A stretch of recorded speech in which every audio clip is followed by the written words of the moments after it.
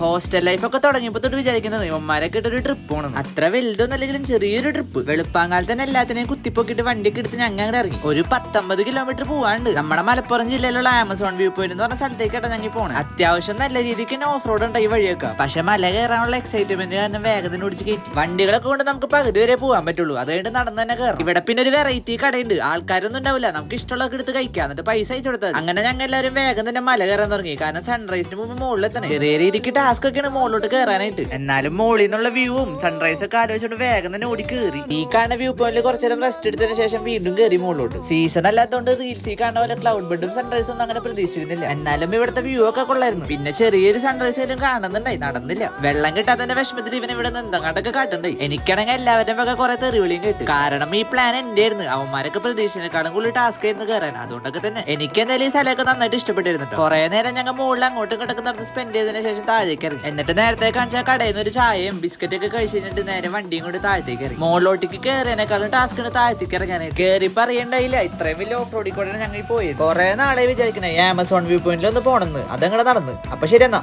By.